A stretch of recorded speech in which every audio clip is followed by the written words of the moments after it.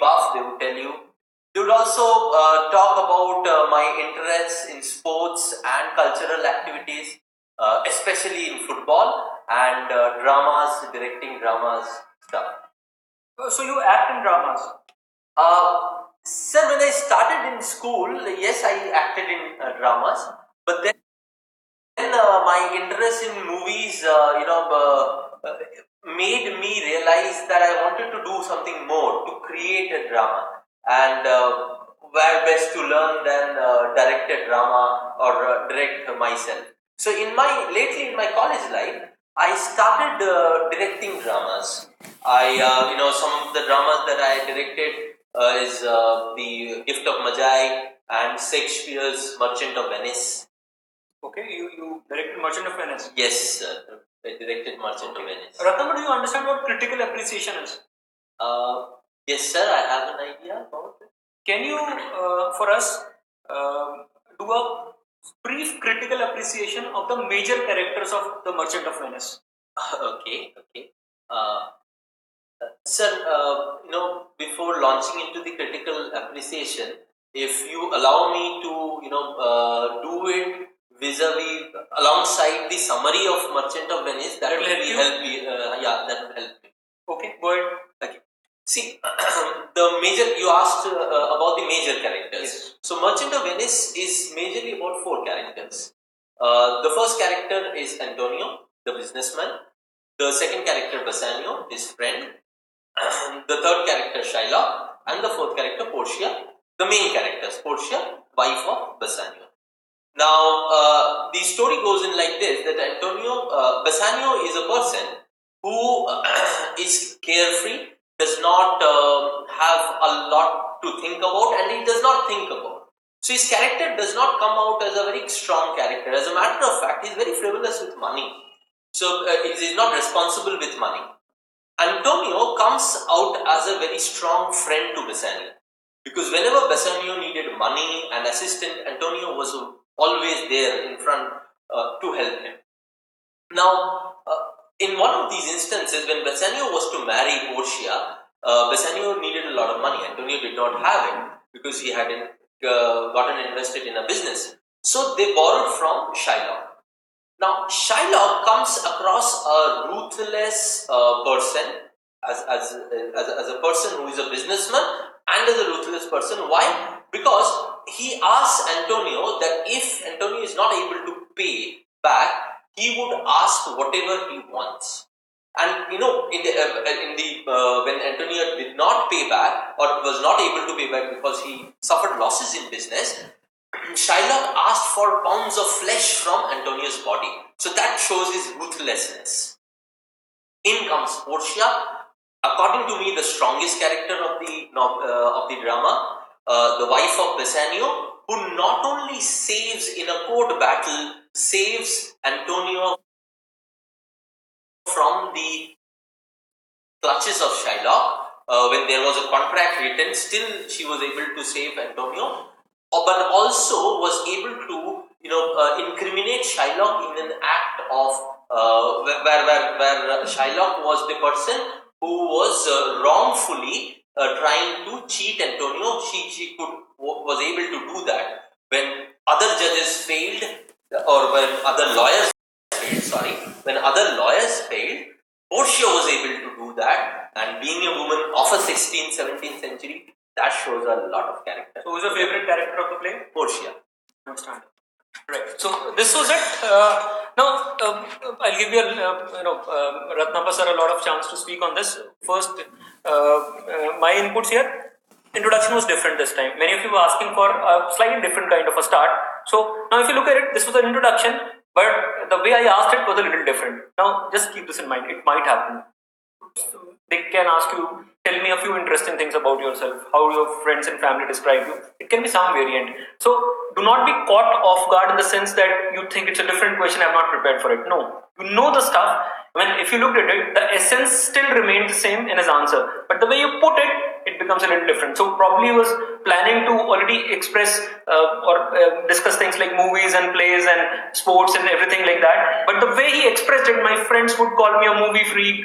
I did this, I did that. Yeah, exactly. Became a little different, and that kind of customization would always be required. As I already said, there can be infinite possibilities when it comes to the situations of the questions in an interview. So just keep this in mind. So this is point number one. Two, if you are mentioning something, for example, he talked about Merchant of Venice. Merchant of Venice, if you are mentioning it, it's a clear indicator for the panel to ask questions. Now, they might choose not to ask questions. It might happen, so do not feel disappointed about it. But the way he prepared for Merchant of Venice, you have to prepare about probably 100 things. You've got a month to prepare, so when you have been preparing for long, so this is how you need to prepare. Induce them into asking about specific things. So when he named two plays, he was basically expecting questions in this. At times, what mistake you made is you tend to make is that you will name something, and then when they ask you questions, you're all gone. Sir, I do not remember. I read it long back. I directed, but I cannot remember. I can remember the characters, but yes, stuff like that. Number three, I did not ask him a summary. Fine, I asked for a critical appreciation of that whole thing, which is a very different thing to do, and say a slightly difficult thing to do, even when you are familiar with something. Look at the way he responded. What did he say? Sir, if you allow me to do this, then I can manage this. Now, who would say, nahi. Something nahi chahiye. Yeah. If you're something reasonable, and the way he asked, I mean, it was just either come to the point. Then also he would have done the same thing. All right, sir, these are the characters. But this is the way he wanted to start because उसने permission भी ले लिया, नहीं भी लिया, and he started like that. Otherwise, just think about it. How would you analyze something without telling them some bit of the story?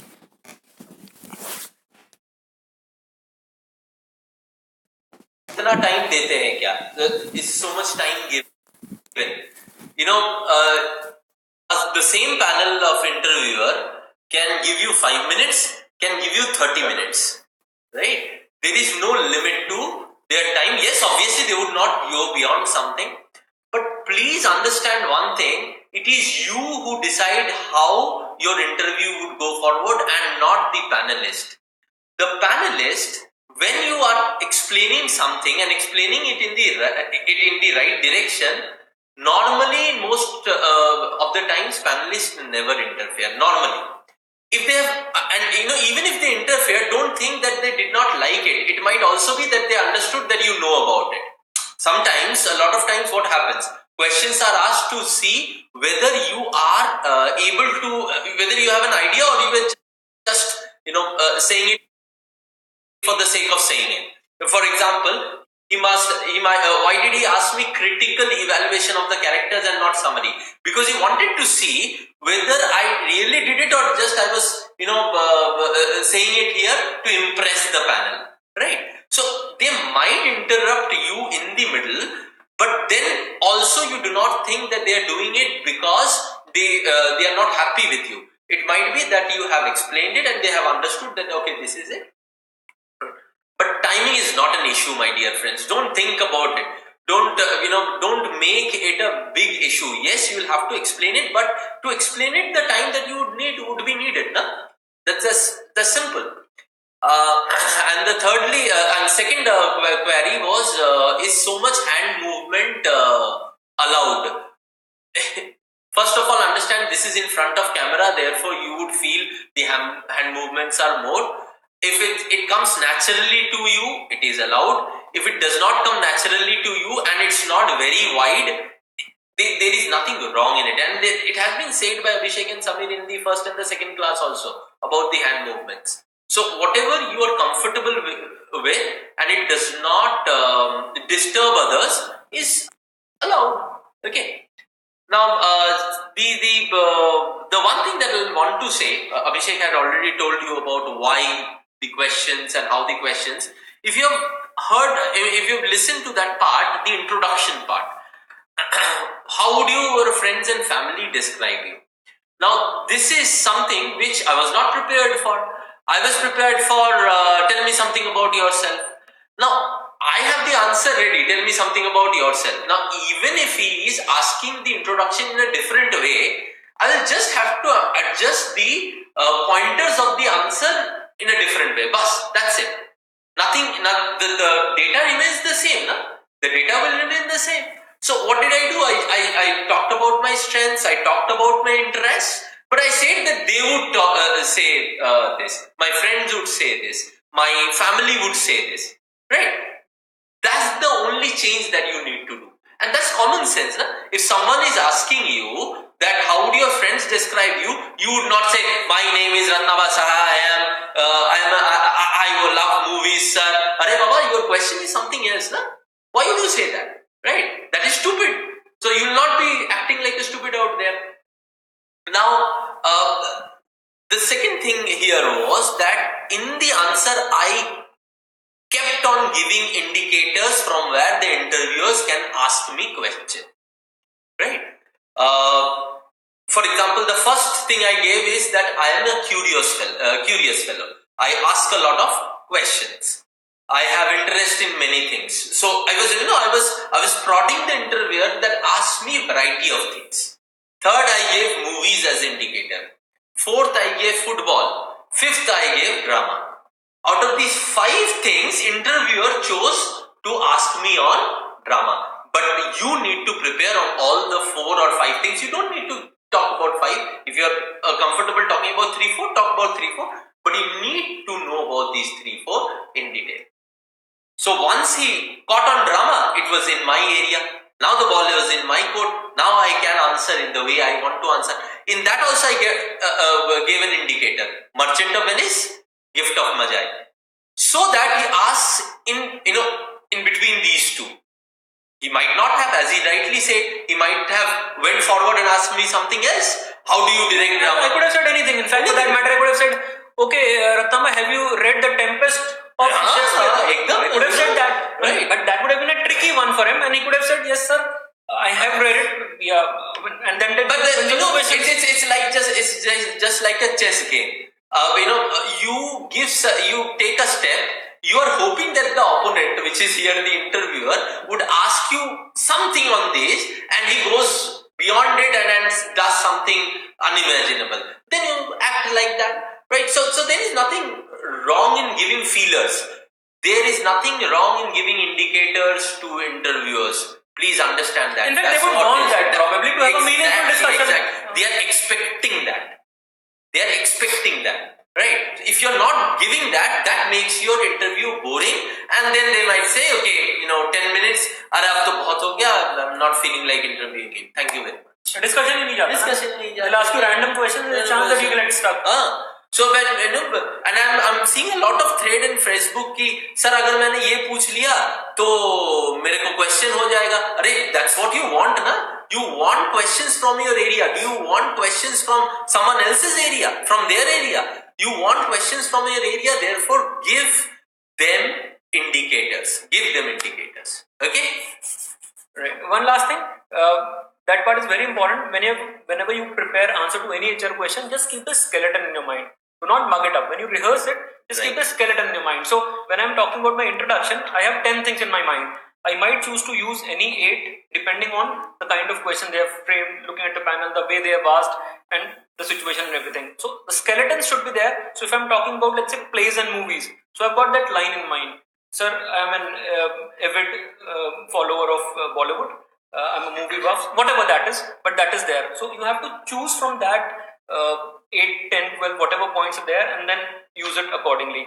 So rehearse it, but keep it flexible in the sense that the question might come in any form. Keep that skeleton ready. So you should know which 10 things about me am I going to talk about. So out of those 10, 6, 8, 10, whatever, then makes most sense. Okay, chalo, we are proceeding forward. Again, a few of you are asking questions like, I did not get the link and all. Guys, if you are not getting the link, write at info@meritshine.com. I cannot do anything right now about this. That's common sense. Anyway, chaliye, ab mat puchiye. I'm moving forward with this. Right. Ratnama, tell me something. You seem to be quite involved with arts and literature and all. How do you connect all of this to banking, and why do you want to be banker in first place? Sir, as I told you earlier, just like I have a lot of interest, so like my interest in business and management, art and literature is also definitely another point which interests me a lot. I would say that way I was lucky to have a lot of choice to choose when I was making a career decision. while I was in my graduation, I found some very interesting things about economics and management. I understood that organizations are so integral to nation building, to most of the issues that concerns nations, developing or developed nations, which are whether it is education, whether it's poverty, whether it's infrastructure, they are linked integrally to business and economics. Now, as I studied further, I saw that, and I understood that finance is the lifeblood to running a business. And who controls the finance and who runs the finance? The banks are the main players in the worlds of finance. That got me interested in banking. And I from there the wish, and as I read further, the wish of being a banker, knowing this industry, performing in this industry, just went on. So no plans to take up theatre or movies or anything like that? I'll be doing that as a part of my hobby. Yes, I'm not going to leave it. As a matter of fact, that is something that I love, to create an art. So I'll be doing that. But as a profession, you want to be a banker? Yes, as a profession, I'll be. This was the answer. Now, this guy, though his background was management, is interested deeply into arts and literature and all these things, and had to justify why he wants to become a banker. Balance tha. I mean, he still keeps talking about his interest in arts and literature, but he's saying that that's a different thing. This is something that I'm interested in. I'll probably be still doing it on a part-time basis. I'll keep following it. But when it comes to my career ambition and all, this is what I want to do. So, yeah, and another thing that I came to my mind is, you might prepare.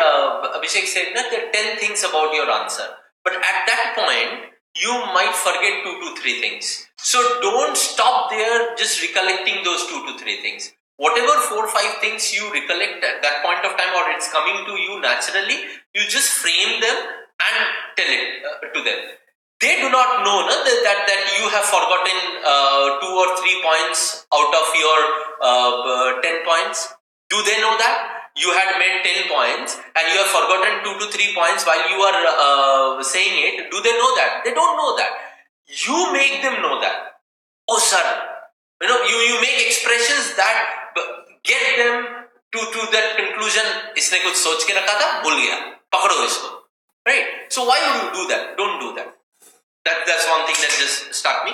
And secondly, this can be a tricky question when you have interest, because why did we take this? We saw that some people are saying, sir, how do I link my interest to banking? Why do you need to link your interest to banking? If you have hobbies, you have hobbies. You do not link everything in your life to banking. Please understand that. Banking, your interest to work in banking should be one of your interests, but not everything of your life. They are not expecting a person who lives, talks, eats, sleeps, whenever he goes on and whenever he does that, he does only banking. No, they are not expecting. They are expecting a well-groomed personality who is into multiple things. As a matter of fact, if you are into multiple things, they would be happy for you, because they now know that this is a personality that can handle pressure, that can handle stress, and this is a person who has something else than work also in his life. Okay? So any questions? they're asking questions, but again, so many random questions. What do I do when maths is a hobby? Know about maths. No about Maths. First of all, tell me, whoever asked that question, if maths is your hobby, do you be ready for questions like, tell me about topology, tell me about how you will make an algebraic equation in topology that would fit to a 3-dimensional figure in an n-dimensional space. Interested in maths? Interested in maths still? Understood the question? interested in math. Don't make general things. If you're interested in logical puzzles, that's a specific thing. Maths is so huge. Just doing some questions of aptitude would not qualify you as coming to us in India because they are being exterminated in their home countries. Do we give them shelter on human grounds? Yes, that's something that. But when we look at it, this our human nature is being exploited a lot because people come here for economic opportunities and not because they are cannot live in their countries, and that is jeopardizing our national security too, because the borders become porous and we have people who might compromise our nation's security inside our country. Also, it sort of gives the whole thing of we did Assam Accord. So Assam Accord was that from Bangladesh there were so many immigrants that were coming in Assam, and Assamese people themselves were not getting the jobs because Bangladeshi immigrants were charging much lesser than what should have been charged, disrupting the markets. And this disruption is not, it's not the economic disruption. This is because the markets were being forced to disrupt. And that is why what was happening, our own countrymen were suffering. So, if we need to choose, I would say that, on human grounds, yes, but